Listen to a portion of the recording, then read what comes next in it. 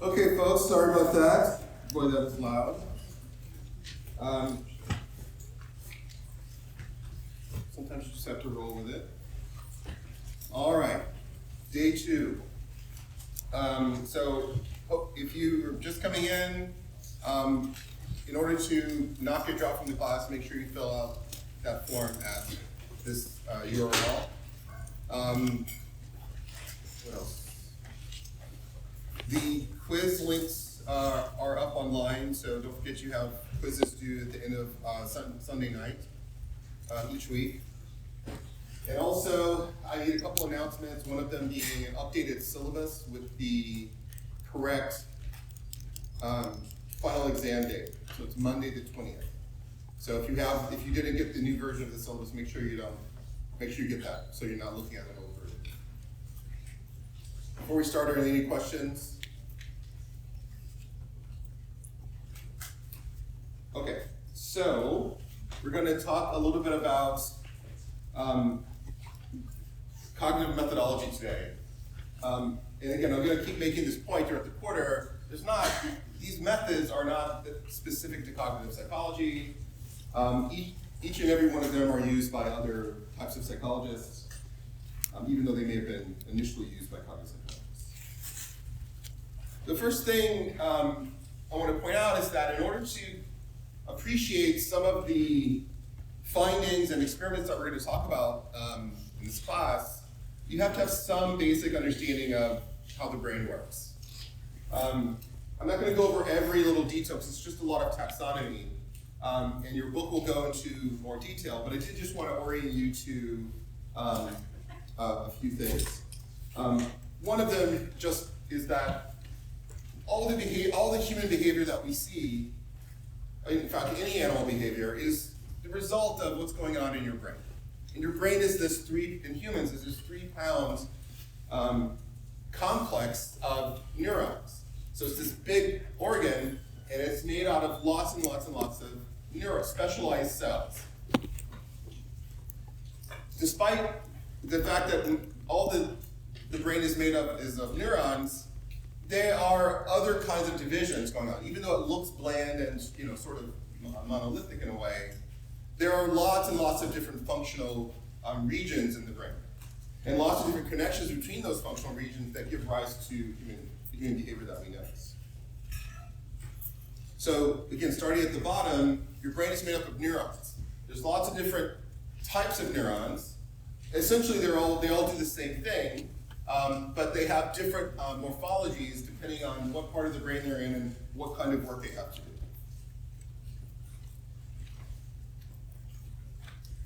The gist of what a neuron is just a cell. Just like any other cell in your body, it has a cell body. Yeah, it has a cell body, and within the confines of that cell body, what happens is pretty much the same as what happens in every other cell. You have ways to metabolize, so you have to take in nutrients and push out waste.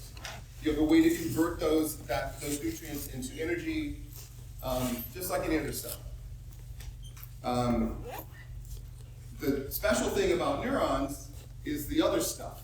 And so neurons have dendrites, which allow them to receive electrical signals from other neurons. So it has these protrusions that actually connect with other neurons and can be influenced by other neurons. In particular, what's important about a neuron with regards to communication with other neurons is that it has a particular electrical potential inside the neuron. And when another neuron sends information to this neuron, it will either increase its electrical potential or will reduce its electrical potential. Well, why would you want to increase or reduce electrical potential? If you increase the electrical potential to a certain degree, each type of neuron has a threshold of excitation.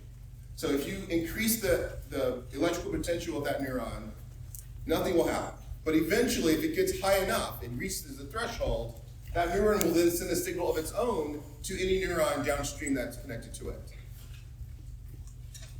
So signals come in to the dendrites from other neurons, and it increases the activation of the electrical potential of the cell body. Now, it turns out other neurons can also be inhibitory, so they can actually decrease the activation. But let's stick with excitatory for a moment. So other connections send information to this neuron and increase its electrical potential if it reaches a threshold of excitation, and that threshold is slightly different for different neurons. Then this neuron will send this electrical signal down this structure called an axon, all the way down to the end, to these terminal buttons, which are going to interface with other neurons. A single neuron can connect to 1,000 other neurons. It's usually not that many, but it can connect to many, many other neurons. So this allows these cells, contrary to the other cells in your body, it allows neurons to actually communicate with each other, to send signals from one neuron to the next. And it's those interconnected network of essential they're basically switches, that allows your brain to essentially be this communication network. It's very similar to the way a computer is built. At least the way your CPU in your computer, the processor in your computer, is a lot of transistors, which are just certain kinds of switch. And if you have enough of them together in certain kinds of combinations, without going into all the logic gate and all this other stuff that you need to know to actually build a computer, but if you have a bunch of switches in certain combinations, you can do computation. And that's what's going on in your brain. Now let's see. Right, so one thing to know about neurons is that once the electrical potential reaches the excitation threshold, so once they get to this threshold of excitation, a signal is fired down the axon no matter what. Just from one end to the next, without stopping. It's an all or none process. So what happens? Well, this point here called the axon hillock, that's where the action starts. So if this neuron is going to fire, if it's reached the threshold of excitation, it's going to actually send a signal down the axon. Everything starts right there at the axon hillock. What happens is that piece of the neuron goes from a resting electrical potential, in this case measured in millivolts. It goes from negative 70 millivolts all the way up to plus 40 millivolts. So it has this real spike in electrical potential right there at the axon hillock. And then it goes down below threshold. And then slowly it'll go back up to threshold. But that's that one piece, that one millimeter has this little spike. But the process of that little piece having a spike causes the next little millimeter to have a spike. And that causes the next millimeter to have a spike. So the signal fires all the way down the axon. Now, for a while, the cell body is still above the excitation threshold. So why doesn't the neuron continue to send pulses down? So it's like turning on a battery. Why doesn't the electrical signal continue to go down as long as the cell body is above threshold? The reason is this little bit that goes below the line here. So once the one bit of the axon depolarizes, goes to plus 40 millivolts, it goes down below threshold. And so for a certain amount of time, a few milliseconds, that little bit cannot be activated again. And so that causes the action potential to fire down the axon once, and by the time it gets to the end, the cell is depolarized. The cell is faded down below threshold. So you tend not to get another sort of accidental firing of the neuron. If the neuron's going to fire again, it's going to be because it's received another sufficient signal from the neurons that are connected to it. There's a hand somewhere, yeah. Why is the resting state at a negative voltage? Why? It just is. I don't know. I don't know why that number is opposed to another number. That's just what we measure. Yeah. So the last part that you explained about why it doesn't continue to fire was just a little confusing. Can I understand that? Well, so if the reason why you get a signal going down the axon is because the cell body has reached electrical threshold, well, you might expect that it would then just continue to fire as long as it's above electrical threshold. And usually once a neuron is activated, it does continue to fire, but it's because the conditions are the same. The other neurons are continuing to send signals over. So what you don't want is for the neuron to receive a signal, fire, and then have the other neuron stop sending a signal and have this neuron continue to fire. So for example, let's say, this is not how it works, but let's say that neuron controls the word blue. And so you saw the color blue, and so you thought the word blue. So some neurons coded for blue, and then some other neurons in the part of your brain that codes for language got the signal and they coded for blue. Well, once the stimulus went on, once it turned to another color, you would want the blue neuron to stop firing. Unless the stimulus continued to be blue, you would want the blue neurons to stop firing once it no longer was being fed into some signal. Well, the reason why you don't just get the neuron continuing to fire just on its own is that tiny little difference in depolarization. So for just a few milliseconds, maybe two milliseconds, that little bit of axon cannot be depolarized again, cannot be activated again. Because it can't be activated again, you get a small gap, and usually in that gap is enough time for the cell body to go back below threshold if it's not receiving another signal.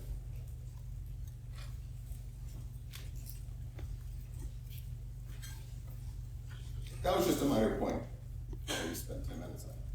All right, the key to remember here is that once the cell body gets above the threshold, you're going to get an electrical potential going all the way down the axon. And the way it works is that 1 little millimeter has this depolarized action.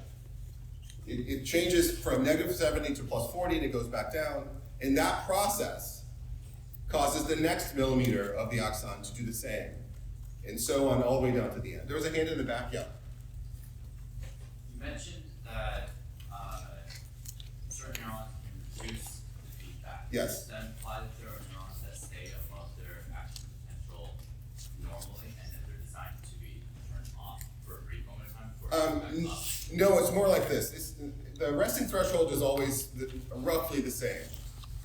It's just that some neural connections, when the information is fed to the dendrites, it's coming in and causing that neuron to be less likely to fire. But once you get down to the sort of the resting state of the cell, it doesn't go negative or anything. It just makes it less likely to fire. And so there's a floor. And it's the same thing, there's also a ceiling. So signals come in and they reach the threshold of excitation. There's only so high it can go.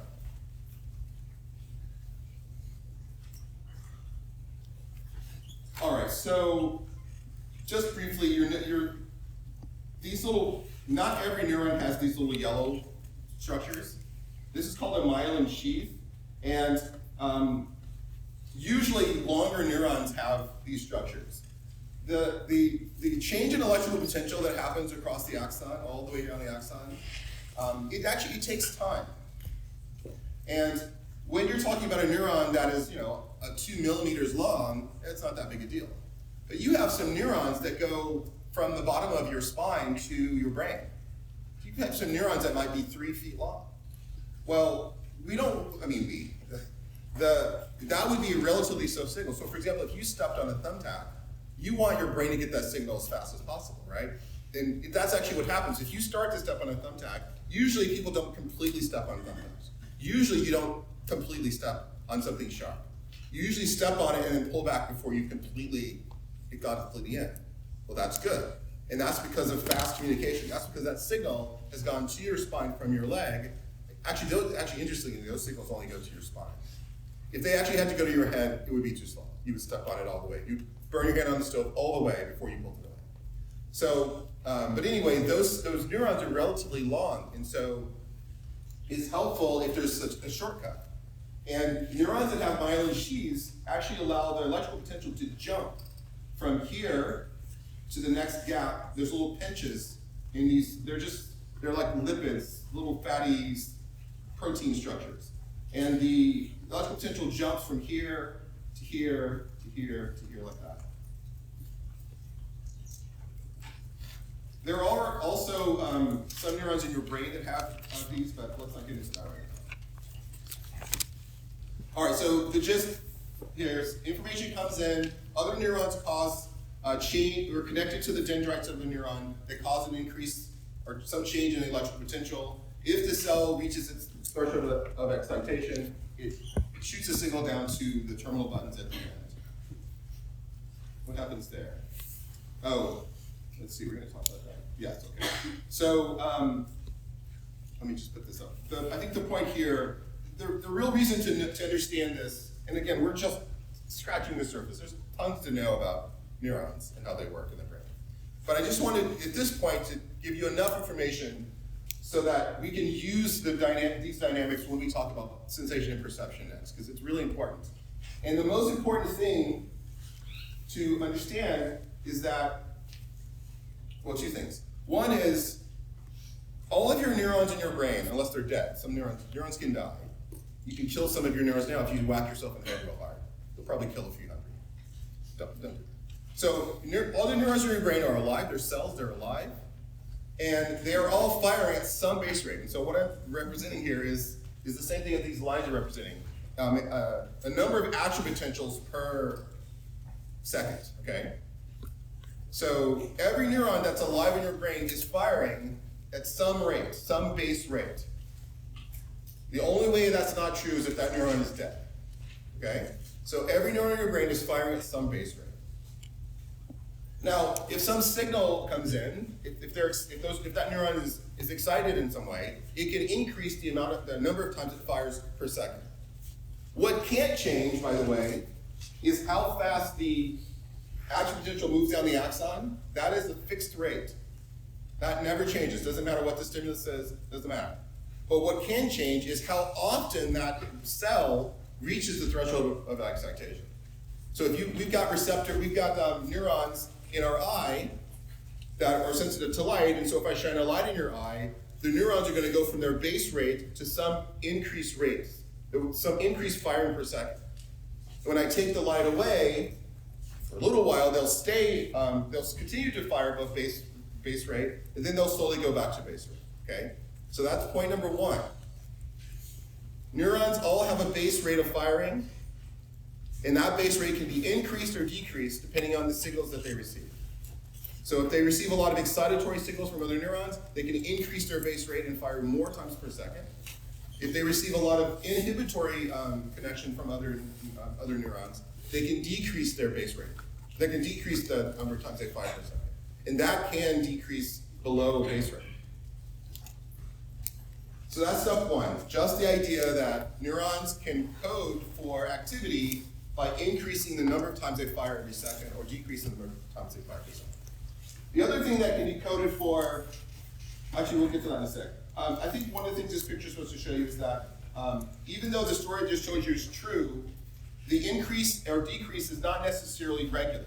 So you can see here, these are lines from an actual recording. And so you might have a regular rate, a regular rate of firing per second, or you can have these little gaps. So this is the slow rate per second, this is the moderate rate per second, and this is the fast rate per second. But just notice that some of these gaps have different distances between, okay? So it's not like clockwork or anything. So that can change.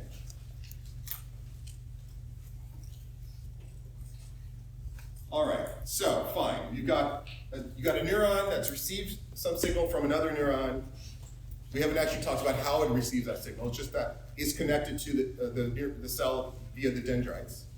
It receives a signal, it reaches its excitation threshold, and it fires a signal down the axon.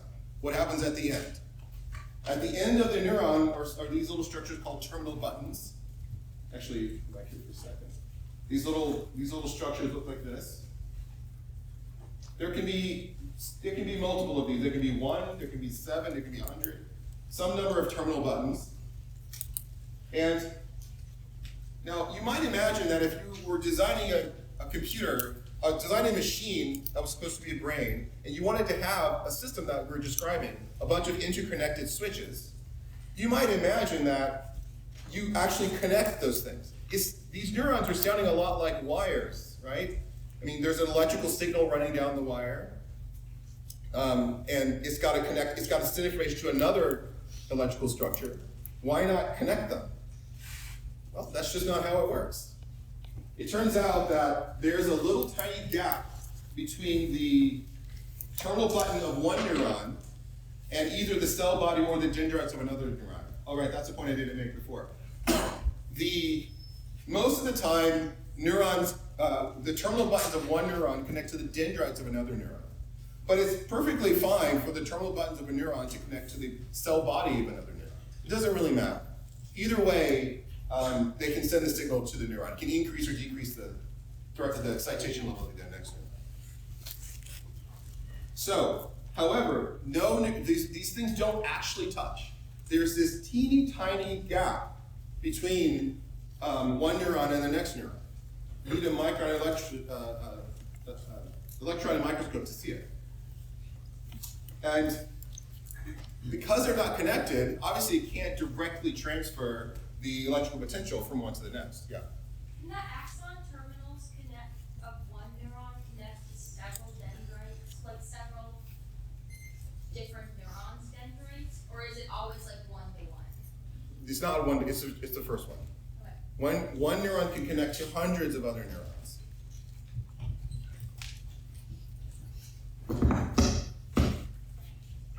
Just like one microphone can connect to whatever this desk is. There's a lot of stuff going on back here. I don't know if you've seen it. Looks like I've got argon gas. There's a bunch of gases that I could release somehow. I know that's a weird sentence. I may be the first person to say that. All right, anyway. So you got this tiny, tiny gap. And I just personally find it interesting. It's like we just wouldn't design a system this way. There are advantages to it though. Anyway, tiny gap, how do you get the signal from the one neuron to the next if there's a tiny gap? Obviously the electrical potential can't just keep going because there's no medium there. Well, it turns out that the terminal buttons, this all seems so complicated to me. The terminal button, at the inside of the terminal button are these little tiny sacs of chemicals. They're called synaptic vesicles. Is there a word there? No. The little circles there, those are called synaptic vesicles. They're just little tiny membranes that hold chemicals inside that we actually call neurotransmitters because of what they do. It could be chemicals like acetylcholine or dopamine. There's all these different chemical compounds that can be in them. Different neurons in different parts of the brain use different kinds of neurotransmitters. So what happens is once the electrical potential, the signal travels down the axon, and once it gets to the terminal buttons, it causes these synaptic vesicles to start moving. They actually start moving towards the end of the terminal button, and then they actually fuse with it. They actually fuse with the membrane, and they dump their chemicals into the synapse. And what's in the synapse? Well, there's liquid, fluid in there. So it dumps this chemical in there, and this fluid floats across the synapse, and then it binds with little tiny channels on the other side. So whether it's the cell body or the dendrite, doesn't matter. There are these little ion channels, and the neurotransmitter binds with the ion channel opens up, and different kinds of ions that are just floating around in the fluid float in and causes the cell to change its polarization, to change its electrical potential. So instead of just directly sending the electrical signal, you've got this electrical signal going down, it stops, and then chemicals are sent over, and if those chemicals, if the next cell has little keyholes for those specific chemicals. So each cell has specific chemicals that it's going to accept. And so if those neurotransmitters match the ones that cell operate on, then it will open these ion channels and little tiny chemicals will rush inside. I'm using some broad terms here. Chemical and ion usually refer to different things, but let's not get into the details of that just now. I was going to ask about that. Oh, go for it. Actually, go. Let's get into it. Potassium pump thing. Okay, the sodium potassium pump is on the cell. That's actually, so I've been describing, you're calling me out here. So I've been describing the electrical potential that goes on the axon as electrical. The truth of the matter is that it's electrical chemical. The way it actually occurs, the way you actually get a change in electrical potential is because of different ions with different valences either rush in or rush out of the cell. And so it's that movement across the membrane that causes the electrical potential. Okay. So yes, there's more levels of detail here, and I'm trying to gloss over some of the ones because right at the moment I'm just wanting to talk about the function. But please ask any question you want. I don't mind talking about anything. Yeah. You mentioned earlier that some neurons connect to the cell body instead of the actual dendrites. Yeah. Is there like a difference in latency, or like are the ones connecting to the dendrites supposed to be faster than the ones connecting to the cell? Or? I don't know that here's what I understand. My understanding is that no, there's no difference. Okay, but I am not sure that that's still the case. When I was in grad school, that was my understanding. But there's been a lot of work since then, and so I'm not 100% confident in having you believe that there's definitely no difference. But in both cases, you get, it's not like one is more direct. So in both cases, you get the same process happening. And so they both have these ion channels, so different kinds of ions rush in. Sodium, chlorine can be the typical ones. And so it shouldn't matter. So once the channel opens up and you get one more sodium ion, that's increasing you one little bit of electrical potential. It shouldn't matter where it comes in. That's my understanding. But it's been long enough that I'm not 100% confident that there's no difference at all. Yeah. So you're saying that the terminal buttons have like chemicals inside of them. You're talking about like serotonin and dopamine and like actual like that stuff. Yes, they're neurotransmitters. There's many of them. They're different chemical compounds, and your body actually makes them, and they end up in these little synaptic vesicles. And so they're released into the synapse. They float across, usually because the postsynaptic neuron, the other neuron, has channels that only open when it receives those specific neurotransmitters. After that process happens, then it's just what I told you before. At that point, now the cell increases its activation or decreases depending on whether those ions are positive or negative. Yeah. Are we using synaptic vesicles as like a synonym for neurotransmitters? No, the neurotransmitters. So in this diagram, the neurotransmitters are those purple, those little circles, those little dots. The big circle, the big yellow circle that they're inside of, that's called the synaptic vesicle. And so there's a bunch of synaptic vesicles. Those structures float and they bind with the membrane, so that they are able to dump their contents out without any fluid getting in. So yeah, those are two different things. If for some reason the neurotransmitter just stayed in the synapse and continued to bind to the postsynaptic neuron, if the channels would stay open, it would continue to have these positive charged ions float in, and the cell would just fire all the time. That's not good. That's not the hallmark of a good communication, right? If I say hello to you, and then because I've done that, I keep saying hello, hello, hello, hello, that's not good. So what happens is, once the neurotransmitters float into the synapse, there's actually a bunch of things that can happen. One, I think there's like three prominent ones. One is, for some synaptic connections, the neurotransmitters are actually sucked back into the terminal buttons. That's called reuptake. Another thing that can happen, which is I think a little bit more common, is that there are actually enzymes in the fluid that's in the synapse that will actually break apart the chemical compounds. It will actually chemically neutralize them or somehow alter their structure so that they no longer open the channels on the postsynaptic neuron. And then they just sort of float away, and they get used later to build new neurotransmitters. What's the third one? Oh wait, right, neutralization, break apart, reuptake. That is three. Okay, so cells communicate with other neurons, communicate with other neurons. How do you get memories and thoughts and desires and wishes from these kind of communications? You gotta wait. That takes some more explanation.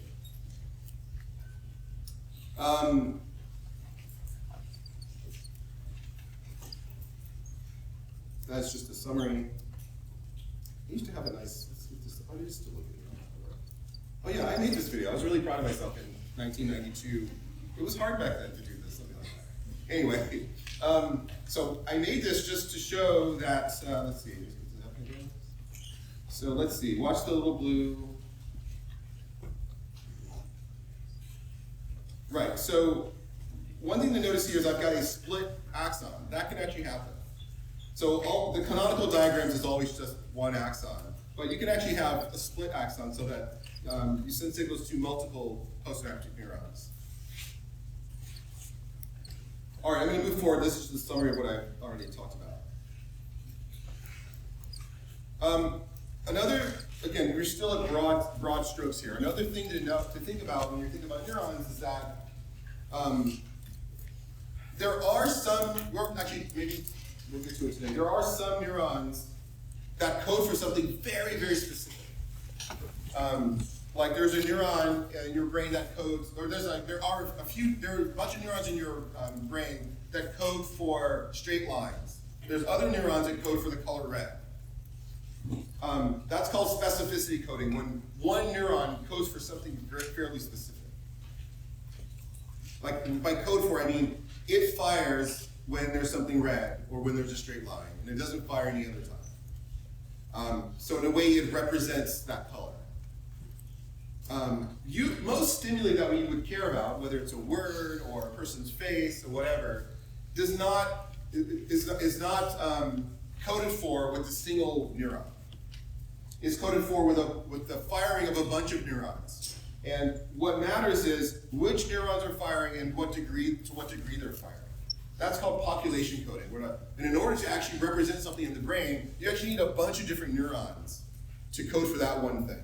That's how most interesting stimuli, most complex stimuli are. It's really only really basic things like color, patterns of light and dark, like edges, certain kinds of movements. It's usually fairly elemental kinds of things that, for which we've evolved specialized neurons that code just for those things themselves. Most things that we represent in our brain require lots of different neurons. All right, so we're going to pop back up to this these brain images, and just to point out that you'll learn a lot of details about this in your book. I just wanted to orient you to the idea that, even though your brain is just a bunch of neurons, we've learned that different parts of your brain have specialties. Yeah. So when you said that there's like certain neurons that do really specific things, that seems like there would need to be like a ridiculous amount to just take in like this room. So is there like an estimate of like how many neurons, how many different types of neurons are firing all at once, like all throughout the day? Like all at the same time? All your neurons are firing all the time. So when we think of something simple, like just coding, like if I just show you a circle on the screen with one of three colors, that's still hundreds of neurons. And it also depends on what point you're talking about. So it doesn't feel like it, but even if I show you something really simple, like just the letter A on the screen or just a patch of color, a whole bunch of different things happen across a few hundred milliseconds. Some of them, obviously your eyes do stuff, right? Well, as we'll learn later, what your eyes do is actually relatively crude, and it requires lots of different structures. I'm saying doing this because it's more like this. So from your eyes, midbrain, there's important structures in the middle of your brain that the code for different kinds of visual things, or breaks images apart to try and separate out things, and then there's other areas in the back of your brain that also do lots of important work. So to answer that question, if you mean across the entire experience, millions. At any one moment, maybe less, but it's a lot. Because again, even the most simple stimulus you could see, in order to actually get it into your brain and to have you actually be conscious of it and aware of it and think about it, make any sort of decision like, oh, that's red. Even something simple like that requires a lot of different parts of your brain over time. Yeah. Is the focus area more speech I mean, what's the difference in your mind? Just curious. No, you may be right. I mean, it depends on what you mean by that. I could see that criticism, but you'd have to say more. Another time. Okay. Yeah. Is the time that it takes for the signal of iron from the dendrites to the terminal buttons always the same? Like that 1,000 milliseconds? No, that was the time for just one spike. Yeah. There's one spike. Is that always Yes, that's always the same. So once the cell has reached the threshold of excitation, the time it takes for the signal to go from there to the terminal buttons for an axon of the same length would be the same. So axon lengths can vary though. So that might affect. But the quality of the stimulus, the type of stimulus, the intensity of it, none of that stuff affects the way the action potential moves down the axon. All right, so again, I don't want to read all of this to you, but just know that there are these major important functional areas of the brain. As you can see, you've been looking at this, there's the parietal lobe. One of the most important things there is the sensory strip, sort of right in the middle. And so all your ability to sense things is processed there. Obviously, we have sense organs like your skin and your eyes and your ears, but the major processing of those signals occurs in that sensory strip. Right in front of that purple sensory strip is the orange one. So wait, I'm at the point. So this is the sort of the sensory strip. And this is the motor strip. So any part of your body that you move or can move is coordinated in this strip. So this parietal lobe contains all sorts of things like, for example, your ability to localize things in space. That's sort of thing that happens in parietal lobe. There's other things. Attention, there's some attention, attention's in multiple places, but some attention's in the parietal lobe. In the frontal lobe, you have this motor strip, but you also have lots of areas associated with memory, planning, thinking, problem solving. This lobe here, the temporal lobe, some of the most important things here are your auditory. There's no line for that one. That's weird. It says hearing. It just doesn't point to it anyway. So your ability to hear is here. Motor control. They've got that's why I wanted you to say more about the Broca's. So I feel like this is actually a little bit misplaced for Broca's. I actually think it's sort of more here, but whatever. So we'll talk about Broca's in a moment. So anyway, speech, lots of memory functionality is in this area as well. Your ability to process faces is in this area. Your occipital lobe is the primary sort of visual areas. Your brain stem. Your brain stem is sort of one of the oldest evolutionarily parts, and so it usually controls more base functions, like it says here, breathing, heart rate, externally driven orientation changes. And again, you're going to learn more about this in the book. I don't want to go through each of these. It's just a lot of taxonomy. But I do just want to orient you to. So another thing is, the previous slide talks a lot about these processing that happens on the surface of the brain. There's lots of interesting things that are going on in internal structures. One of those is the hippocampus, which is really important for memory formation. Also the amygdala. Does anybody know what the amygdala does? Yeah. How do you know that? Excellent.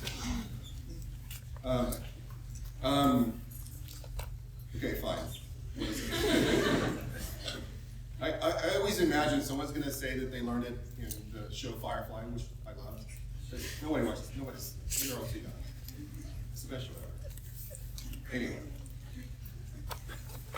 There's also the thalamus. We're going to talk a little bit about that when we talk about perception. There's lots of different sensory projections through the thalamus.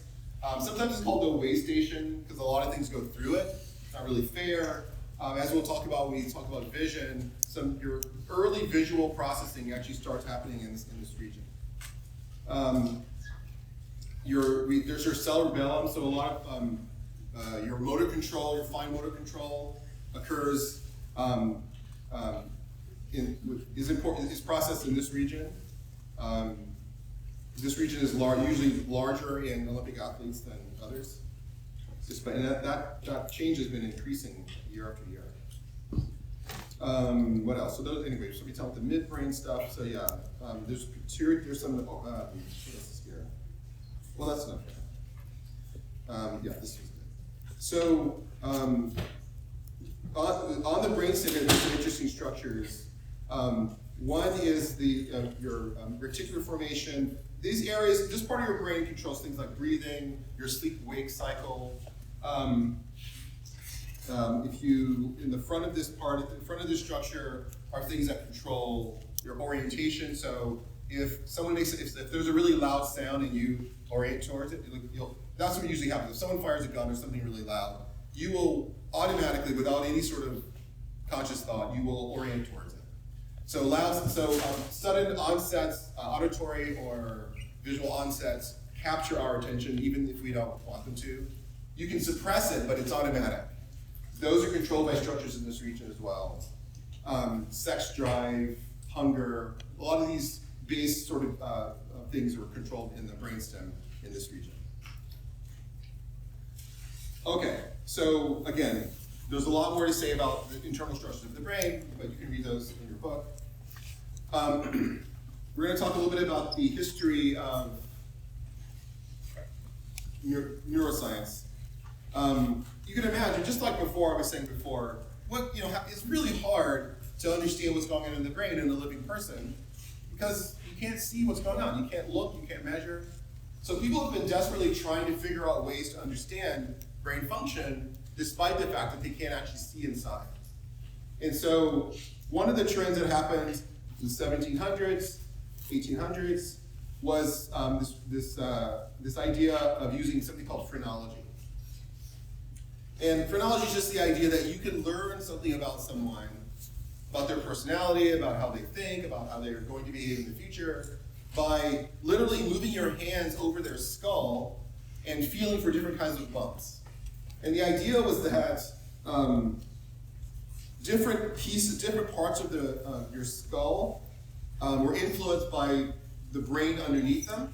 And so, if you had a bump here, that would tell you something about how firm that person's going to be or how strict they're going to be. If you had like a bump here, it would tell you something about their self-esteem. These terms are all old. Sublimity. We don't use these terms anymore. But combativeness is here. So in the picture, it's hard to see, but in this picture, can you see that this diagram? This is Gall. You can see this diagram here. You have this person with a really bumpy head. Nobody has a head like that, including Gall. Nobody's head is like that. It was ridiculous from the start. Sometimes people do things just because they don't have any other ideas. And this was ridiculous from the start. It was really based on some other equally kind of crazy ideas going all the way back to the Greeks. But, if you don't have anything, you try something. So, I don't blame him. But he was wrong. And it was interesting how we found out he was wrong. Somebody did an experiment. Oh, that's even bigger. So someone did an experiment. So Florence came along and said, I don't really think this is right. Nobody's finding anything like consistent predictions using this method. We feel a guy's head, he's got a bump here, that suggests whatever the Gall says it does. And then we see that he's really not that way. We're not finding any correlation between this theory and actual human behavior. But just because you didn't find anything doesn't mean he's wrong. So we need a better test. And so Florence comes along and says, I know how to test it. This is gross, but I'm gonna open a rat's skull, so cut the top of his skull off, already gross. And then I'm gonna take a little tool and I'm gonna start digging little bits of his brain out. This is completely gross. And he did that, and he kept doing it, and he would take a little bit out, he would watch the rats behave. He would take a little bit more out, he would watch, I'm hearing this squeaking now, I'm talking about rats. Anyway, He would take more out, he would watch the rat's behavior, and he took out 90% of the rat's brain, and he reported that the rat behaved the same as it always did. It walked around, it had sex, it ate, it went to the bathroom, not the bathroom, but it defecated or whatever. There's no bathroom in the rat's cage, is what I'm saying. So anyway, it did all the things that he expected a rat to do. Is that something that I can control? What is that? Oh, that's you guys. Fine. That's fine. It's okay. I just want to know where it was coming from. Okay. So he did that. Rats seemed fine. So he then reported, phrenology is bogus. Now, phrenology is bogus despite this experiment. It just makes no sense. But he decided phrenology is bogus, and he actually was really instrumental in killing that idea, which is good, because it was wrong. He came to the right conclusion for the wrong reasons. The problem is he's just really bad at understanding rats. It turns out, remember I was telling you all these behaviors like going to the bathroom, having sex, eating, these sort of basic things, they're actually in your brainstem. Okay? So the fact that the rat was able to do those behaviors with 90%, it's actually a little bit surprising that the rat was still alive, but the fact that it was able to do those behaviors with 90% of his brain scooped out is actually not that surprising. And so Florence didn't understand that. The rat couldn't solve any mazes with 90% of his brain movement. He couldn't do anything, he couldn't learn anything with 90% of his brain movement. So anyway, phrenology, totally wrong, but the main person that actually found that out did an experiment that was completely ridiculous. It turns out if you know a sufficient amount about rat behavior, you can clearly notice many, many differences between the injured rats and normal rats. But if you don't know that much, you're just having these really superficial judgments of it. To you, it seems like everything's fine. This finding in the late 1700s, early 1800s was the finding that led to the current myth that we only use 10% of our brain. It's lasted this long, even though it's clearly wrong. It was a mistake when he said it. But it still persists. Anybody see that movie Lucy? It's called Johansson. Actually, you didn't have to point to that one. There's so many movies and books and stories that involve this idea that if we could just unlock the potential of our brain, this area that we're not currently using. That's not how it works. Every person uses something like 96, 97% of your brain all the time. All the neurons in your brain are firing all the time, and you're using all those neurons all the time. There is no secret part of your brain you can unlock. The only way to learn and to grow is to learn and grow in the normal ways that we know how. You actually have to experience things, you have to learn things, you have to study things. There's no secret part of your brain you can flip on. It's all already on. Okay. So we're going to switch gears a little bit and talk about, actually this is a lecture on neuroscience, but I have to go outside of neuroscience for a moment so that you'll understand modern neuroscience techniques. So we're going to talk about another sort of standard methodology in cognitive psychology, which is it's called mental chronometry, trying to measure mental events, historically using response time. And so, yeah, this method is built on a bunch of different theories and assumptions. And one of the main ones is that the brain and the mind are information processors. Let's see what the next one is. Not yet. Well, we're going to get there. Yeah. Actually, let me just jump there. So the idea that information comes in from stimuli, we process that information. Some stage works on that information, and then it changes it in some way, and it passes it on to some other stage that processes or transforms or works on that information, and then it transforms in some other stage. And eventually, there's some results. Either an internal behavior, like you store a memory, like you can look at a stimulus and you can think that's a sanitizer bottle, or you can grab it, that would be an external behavior, or you could say sanitizer bottle. So the idea is that stimuli come in as information. We have processes and stages in our brain that process that information, send it on to some other stage, and that sends it on some other stage, and eventually there's some behavior. That's the information processing sort of approach. As it says here, as it says here, two of the basic important questions are, what are the stages? What are the different functions or stages? And how long does each stage take?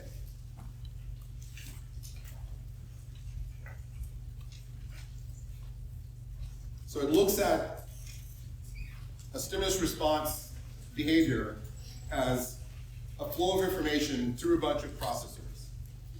And so the question is, what are those stages, and how, what are they doing, and how long do they take?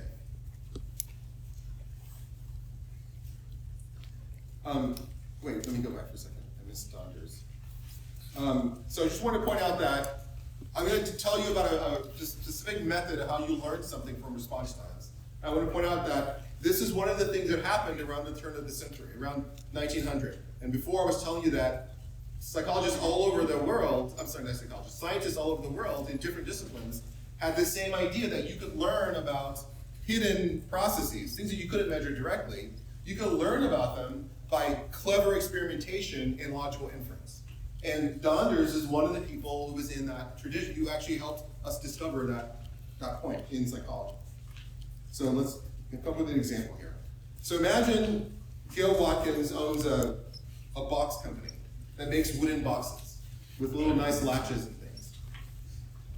And she has a production line, and there are people who work on that production line, and conveniently we have this desk. So imagine these boxes, or finished boxes, come down the production line, and someone's job is to look at each box and determine, oh, this box doesn't have a latch, or this box is crooked, or whatever.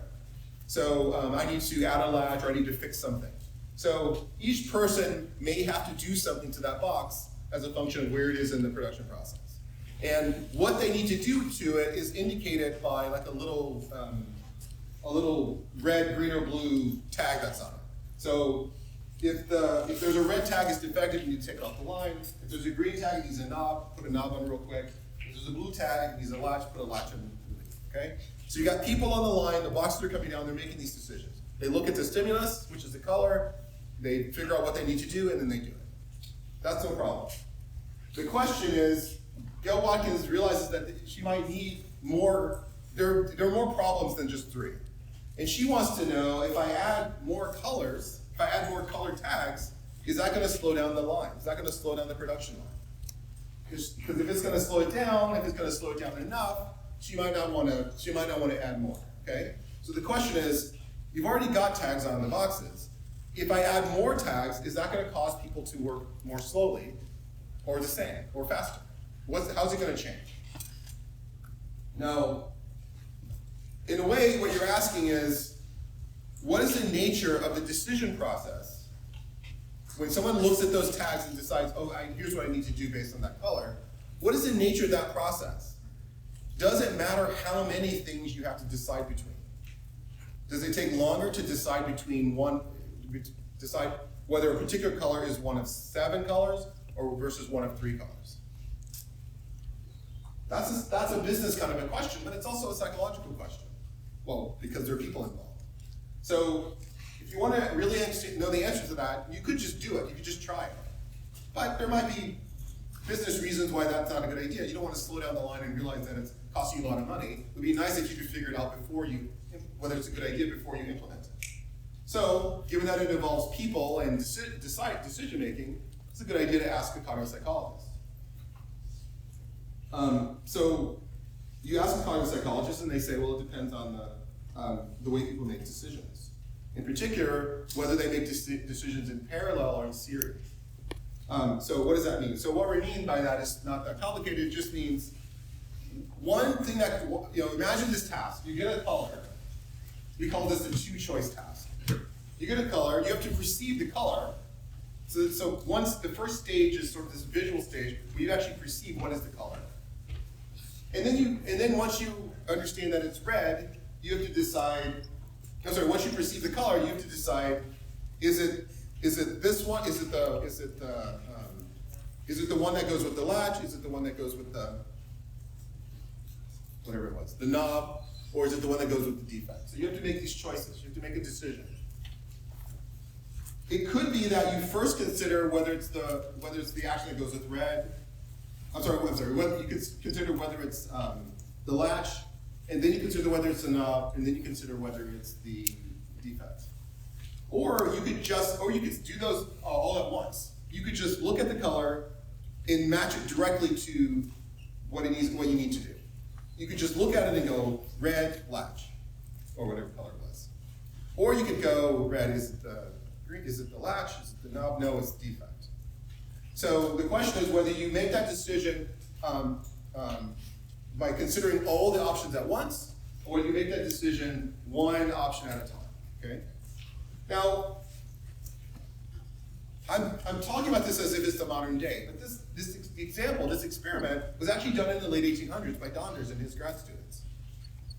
The crazy thing is that this was almost heresy at the time. Not quite, but it was considered very bizarre. Even to ask the question, how can you figure out whether people are making decisions in series or in parallel? That's happening inside your brain. We can't measure anything scientifically inside your brain because we can't get access to it. So you're asking a question about something that we shouldn't be able to ask questions about. Well, before we see how he solved it, let's just make it clear that based on these two possibilities, you can come up with a prediction, okay? So you can say, well, if it's serial, if I have participants make a decision involving more alternatives, then the decision process will take longer than one involving fewer alternatives, okay? So that's a hypothesis. That's a prediction based on the theory that people make decisions in series. You could have another theory which basically says the number of alternatives won't affect how long you take because they're happening in parallel. So whether it's 2 or 20, you're considering them all at once. So it's nice to have hypotheses because they're easier to test than the whole theory itself. It's really looking at the theory and saying, how can I convert this idea into something that's testable? Such that if I find one result, it's going to give support to the theory. If I find another result, it will give support to a different theory.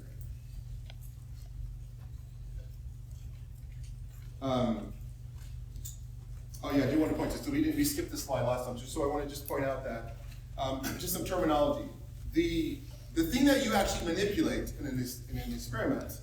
So for example, you can manipulate how many alternatives there are, how many choices there are.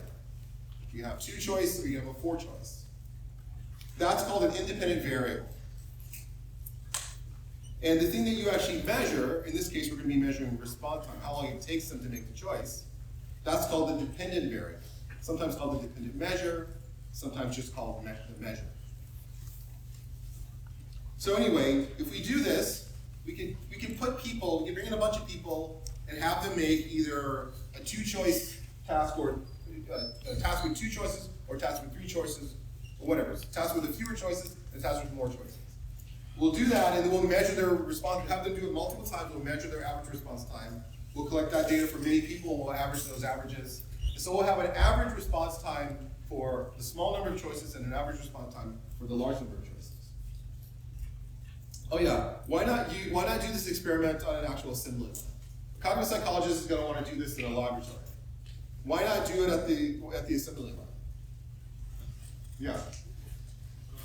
So you make it a controlled experiment without outside factors. Like what? What's an example of an outside factor?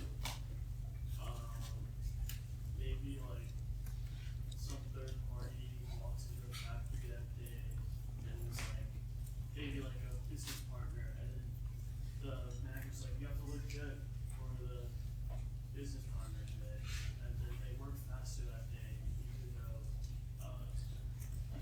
like that's an outside factor. Right, that's a good example. Did you have another?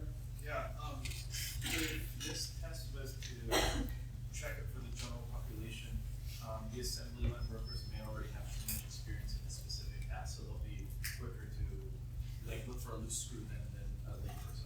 That's also good. That's also good idea. Yeah. So it's what you said before, is this idea of control. That's really the answer. and both of those are good examples. Both of the examples that you give are good. You really want to make sure that the only things that are different between the two groups is the number of alternatives in their task. If there are any other differences, then when you find a result, you won't know if that result was due to the thing you cared about, that you were trying to change, or some other thing that occurred. So having that experimental control allows us to have really clear logic about our findings. If we have two groups of people doing different tasks, and the only difference between them is those tasks, then any difference in their behavior must be because of the difference in the task. But if I have two groups of people, and they have the difference in tasks, but one group is maybe older than the other group, or maybe there's a tree falls down, or lightning strikes at something loud happens outside of one group, the plant where one group is versus another. Any of these things can cause the difference in the data, and I won't know which one is which. So we want to do this in a controlled setting. So let's say we bring people into the lab, so no production line. Bring them into the lab, and we have a task. This is called a choice task. We have a task where you show them a cross on the middle of the screen, and that's just sort of orient them to where the stimulus is going to appear. You show them that for half a second, and then you have a blank screen for roughly a second. And then you show them a colored circle. And their task is to push one of 3 buttons for each of those colors. So let's say they push the U, I, or O button on the keyboard for the red, green, or blue circle, okay? And you want them to do that as fast as you can. You have them practice for a bit before you start collecting data. And you do this multiple times. This is called a trial. A sequence of events. The fixation, the blank screen, and the stimulus, and the response. That's one trial. You do it over and over and over and over again.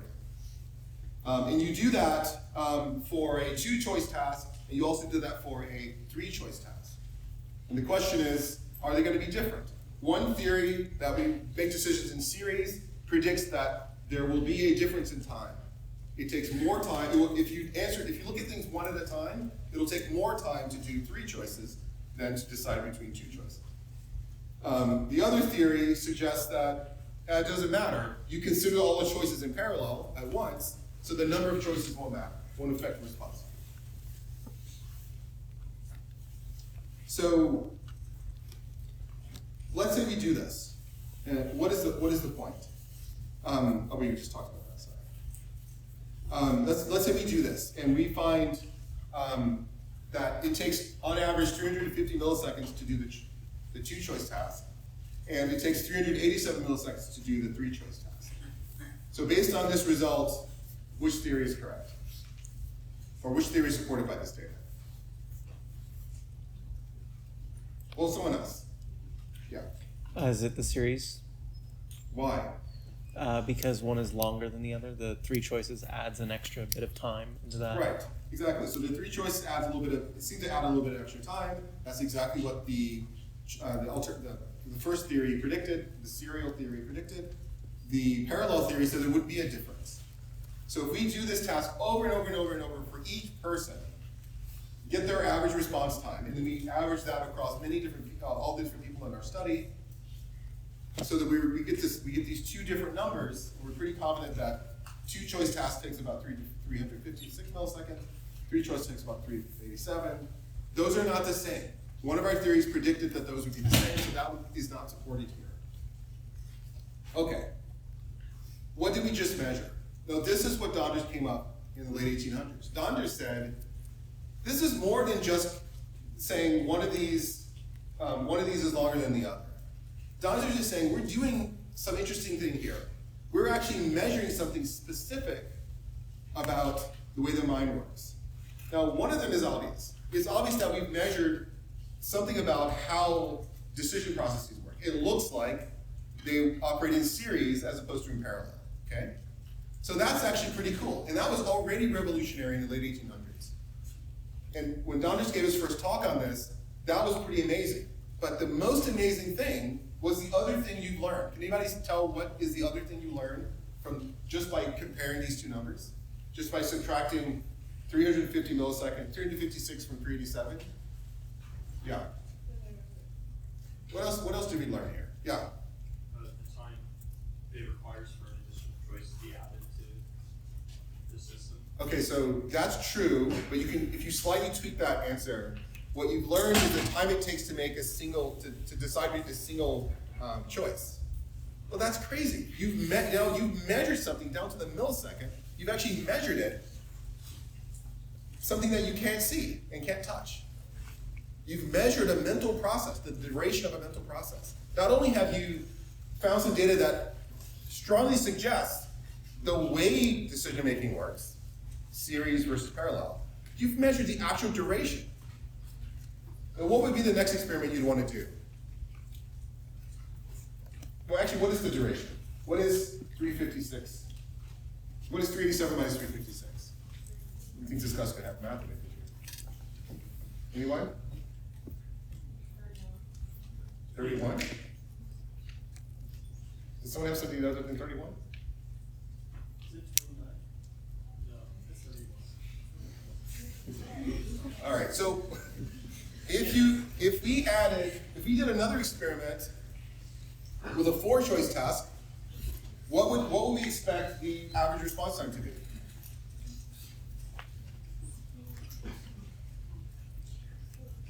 This is crazy. This is done in the late 1800s when people are basically saying, you can't measure mental processes.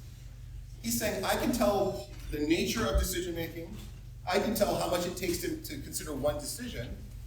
He can also tell you how long it's going to take to do an experiment you haven't even done. He can tell you how long it's going to take people on average to do a 4-choice task. What is that response time?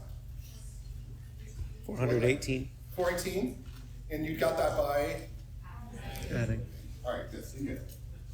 Well, it's difficult for me to express to you, right? It's difficult to be expressing to you how revolutionary that was. You've got a bunch of scientists who are just saying, we don't know how to measure stuff in there. So let's just ignore the scientific study of mental processes. We just don't know how to do it scientifically. And Donder shows up and says, I figured something out, and that great advancement is just subtraction. All you have to do is measure response time and subtract them. In fact, it's called Donder's subtraction method. It's literally subtraction, and it was absolutely blew people away. Why did other people think of this earlier? I don't know. But it was absolutely revolutionary. And in fact, this mental chronometry, this measuring of mental processes, is basically the foundation of cognitive psychology today. Yeah. Does this mean that we actually do think serially or try to Yes. solve Okay. problems So serially? there are other alternative explanations for this result. Okay. It wasn't until 1969 when Robert Saul Sternberg did a series of experiments and showed that it indeed was. There was no fluke in the 1800s. It really is serial. It's a little bit crazy because there's other ways you could program this. If you were doing a computer, there's other ways you could do this task. But the human brain does it serially and exhaustively. You actually consider all the choices. And so, let's not get into that detail. But anyway, yes, definitely serial. In fact, it's one of the most linear things. Sometimes I have that, I don't have it. The actual data, if you plot the human data, the slope is exactly, I think it's 38 milliseconds actually. But the slope is exactly 30 milliseconds. Every choice you add adds exactly the same amount of time. So it is definitely a series. And so yes, that's the answer to that question.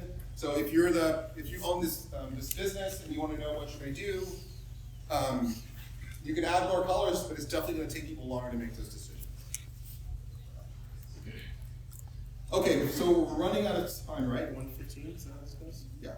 So we're running out of time, so I want to just let me finish talking about the subtraction because we'll have to get to the neuroscience techniques I want to show you next time. It doesn't take too long to talk about those, but I just want to tell you this first. Go ahead. There was a question. So 31 was like the average, right? But like, does that also include like people who have like mental disorders, or is that was tested later on? That's a great question. Yes, we've only been talking about the average. So some people are slower, some people are faster, but the average is 38 or whatever it is.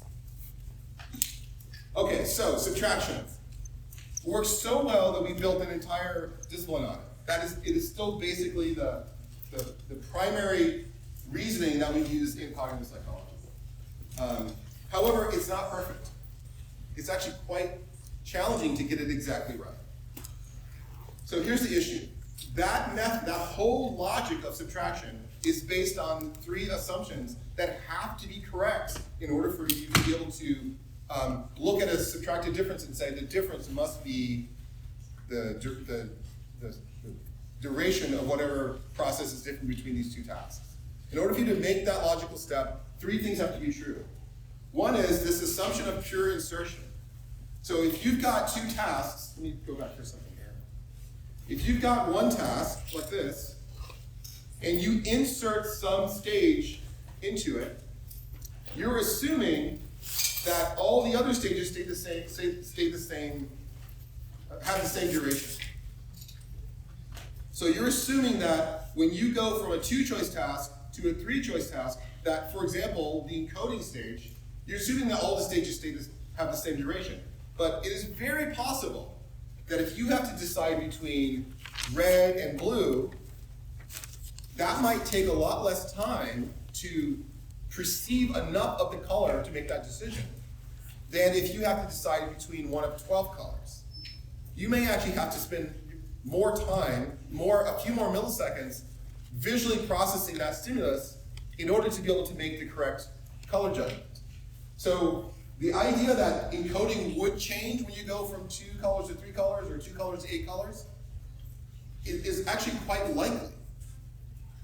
So you can't just assume, or another way to put it is, if you're doing subtraction, you are assuming that the 2 tasks that you have, the only difference between them is the difference that you've created. Adding that new part doesn't change any of the other stages. That's a big assumption. You can test for this assumption. You can do extra work, extra experiments to try and test for this assumption. I've yet to see a paper when someone actually does that. The other thing you are assuming is additivity. You are assuming that, again, I'm just going to jump back to my diagram here. You're assuming that when you go from one stage to the next stage to the next stage, that only happens when each stage completes. Each stage operates in series itself. It's very possible, in fact, quite likely, most likely, that processes in your brain actually overlap.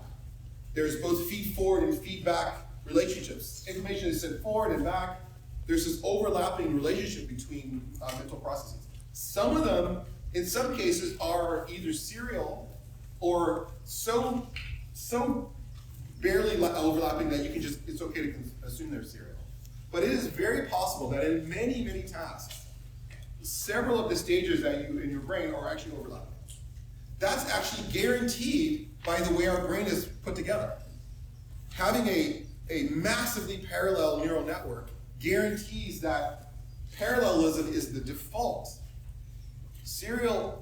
Doing things in series actually requires effort. So this is another very important assumption that people are making when they do subtraction. And the third assumption is that you know what the stages are. So again, if you have a task where you add a stage, it could be in order for that stage to get done, you may have to add another stage. For example, it doesn't work as well with the example we have, but let's just stick with it. So if you've got a 2-choice task, it's actually quite easy to remember just 2 things. In fact, there are some theories where people assume that actually remembering 2 items, just 2 letters, like an A and a G, you could do that for days. It takes no effort whatsoever to remember just that you've been presented with just 2 letters or 2 colors or whatever. But if I present you with one of 16 colors, that's going to take some more work. So the idea is that it could be that when you go from 2 colors to 3 colors, in addition to that extra choice, maybe you have to actually add a stage for working memory. Maybe you have to add some other stage that you weren't thinking of. If that happens, then the subtraction logic breaks down again. So this method is awesome, and it works exactly the way Don just said, but only if you actually know ahead of time what the stages are in these tasks. None of the stages operate in parallel, and none of the stages change as you add or subtract features of these tasks. That's a tall order. I would challenge any cognitive psychologist to show me a task where Donder's method actually applies. It is extremely hard to come up with a task where this actually applies. Okay, so why am I telling you about an old method that has all a bunch of problems and is in fact very difficult to actually meet the assumptions? Well, one, we still do this. We still do subtraction. It's one of the best ideas we've had. And so it still underlines lots of the experiments that we do. Two, the reason I'm talking about it today, when we're supposed to be talking about neuroscience, is that all the neural imaging techniques that we do, fMRI, PET scans, MEG, all of them, they all operate using plain old Donder subtraction. Now, they're not measuring time. When you do a brain image, you're taking an image of someone's brain, and you're subtracting it from a different image. So you have two tasks, maybe one task where you're looking at geometric patterns, and another task where you're looking at objects, and maybe you're trying to figure out which part of the brain processes objects. If you just take a picture of the person's brain, remember I said you're using all your brain all the time? If I was to just take a picture of the activity in your brain, the whole thing will be lit up. I will learn nothing. The only way to learn anything is to do what Donder's did. Take one snapshot when they're doing task A, one snapshot when they're doing task B, and subtract them. Just like you can subtract things in the time domain, you can subtract things in the spatial domain. And when you do, everything that is the same will partial out. And the only thing that will be left over is the region that was more active in one task versus the other. Every time you see a picture in a magazine or in an article of a brain image result, those are all subtractions. Unless the whole thing is lit up, they wouldn't have even published that picture. So the reason why Donder's is important is because we still do it today. In fact, our most advanced techniques, like fMRI, still relies on subtraction logic. And it is just as critical that they meet all these assumptions. And I would argue it's just as impossible, not impossible, but just as difficult today as it was then to actually meet these assumptions. So I'm going to put the thing that we're missing for today is I was just going to show you a series of brain imaging techniques. I'll show you those at the beginning of the next lecture. All right, see you later.